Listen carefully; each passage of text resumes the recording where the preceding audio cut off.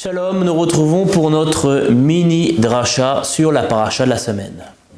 Ce Shabbat, nous commençons le Sefer Shemot. Et le livre s'ouvre par les noms et l'énumération des enfants d'Israël descendus en Égypte. Après une longue période dans laquelle vivaient Yaakov, Yosef et ses frères, la famille du patriarche réussit à s'intégrer confortablement à la société égyptienne. Et de façon miraculeuse, se multiplie à un point que les Égyptiens se sentirent menacés de plus en plus par le nombre grandissant d'une famille qui à présent est devenue un peuple. Pharaon, décide donc d'employer la manière forte contre le problème juif. Il les réduit en esclavage.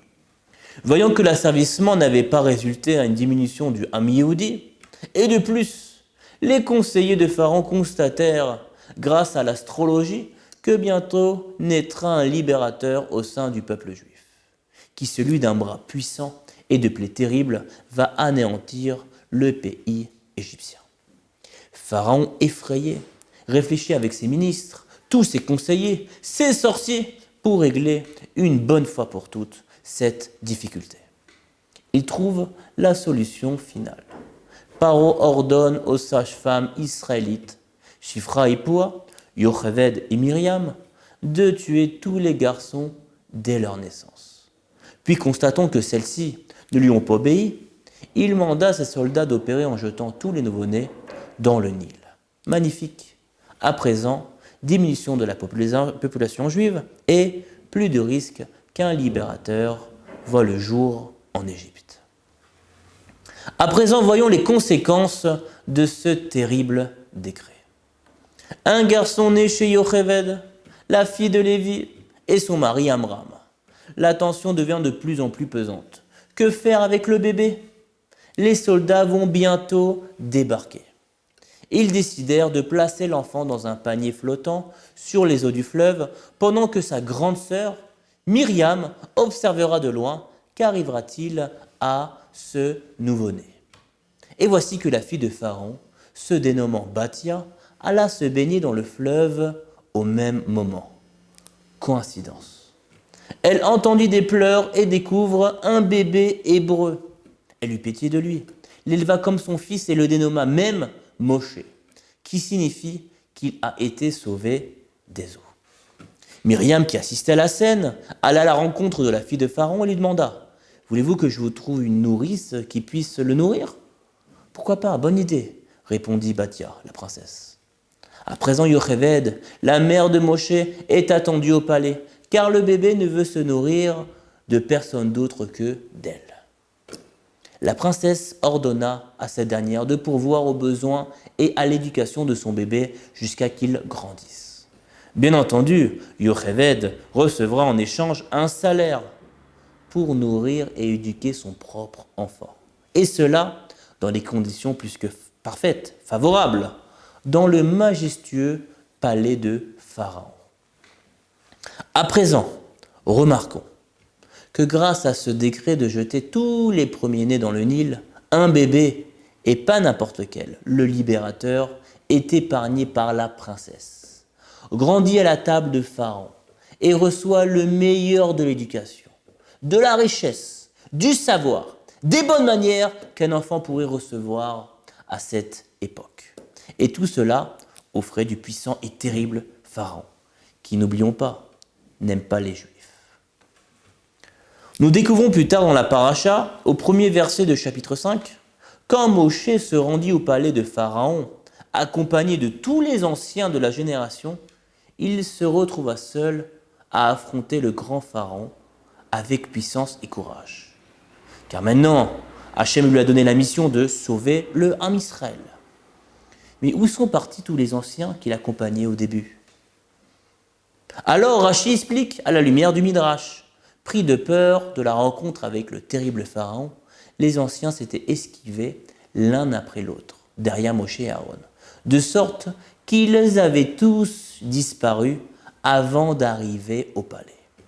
Et franchement, on peut les comprendre. Se retrouver devant un roi complètement mégalomane, qui se prend pour un dieu, afin de le contraindre à libérer un peuple, ses esclaves contre son gré. Alors une question nous vient à l'esprit, mais lui, Moshe, d'où a-t-il eu cette bravoure, cette audace d'affronter Pharaon? D'ailleurs, le Ibn Ezra nous enseigne quelque chose de curieux et nous dit « Cette génération qui est sortie d'Égypte n'est pas rentrée en terre d'Israël. Ils sont tous morts dans le désert. » Et se demande « Mais pourquoi cette génération n'a pas eu ce mérite ?» Et seulement la génération suivante, leurs enfants, auront le mérite de conquérir Eretz Israël. Le Ibn Ezra nous répond « Car cette génération était une génération d'esclaves, de personnes terrorisées, d'individus faibles d'esprit.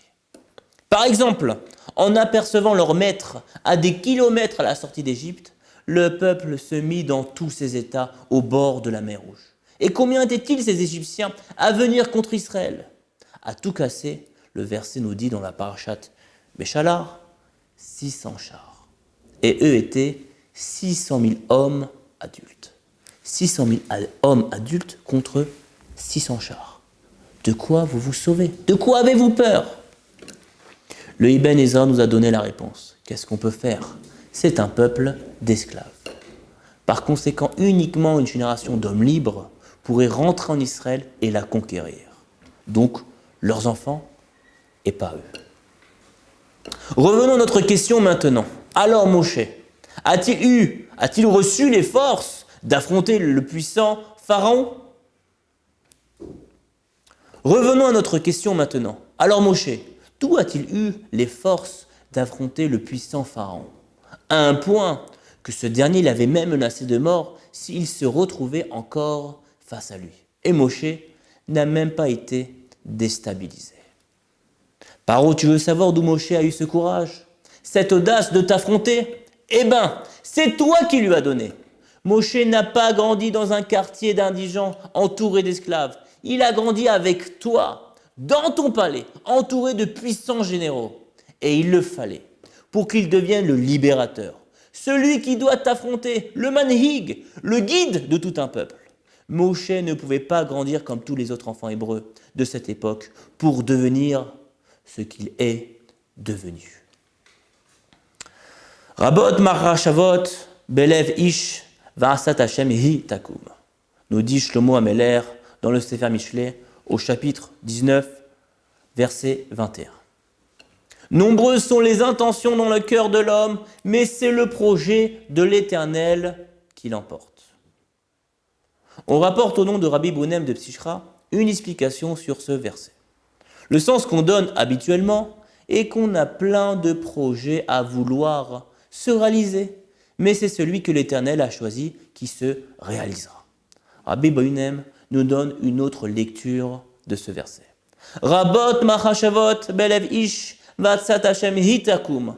Nombreuses sont les intentions dans le cœur de l'homme, mais c'est le projet de l'Éternel qui l'emporte. Rabot machashavot belev ish.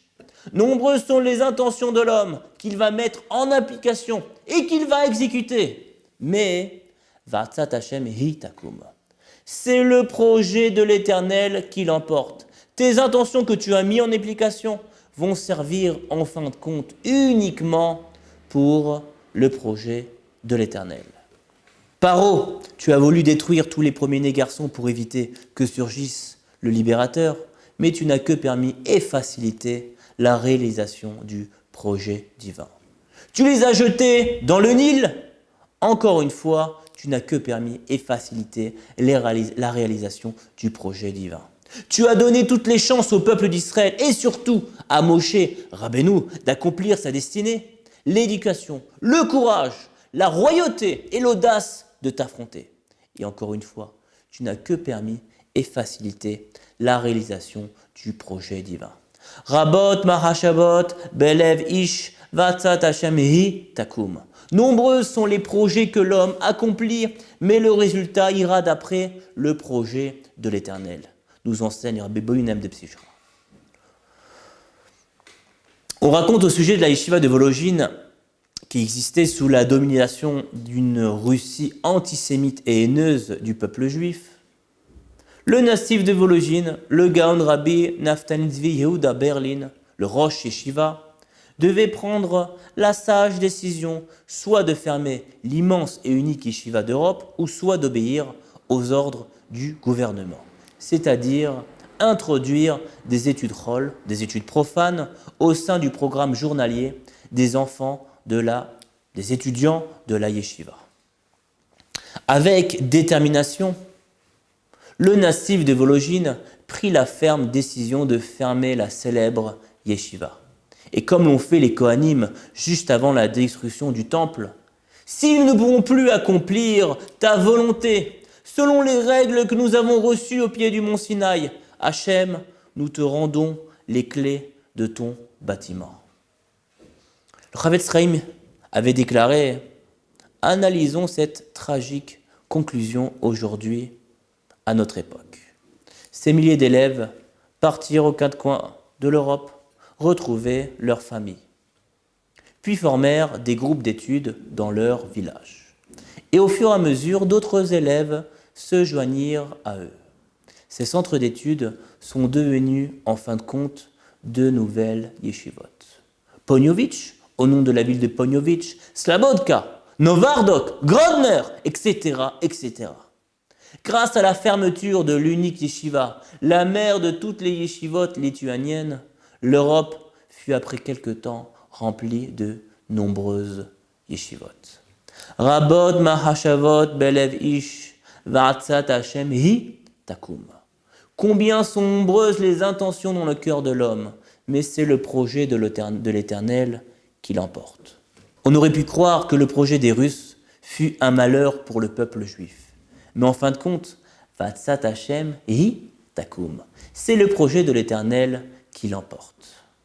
En conclusion, que ce soit Pharaon, les Russes, Hitler, Obama et bien d'autres encore qui eurent des projets maléfiques contre nous, c'est toujours la volonté de Dieu qui l'emporte, que ce soit au niveau universel qu'au niveau personnel.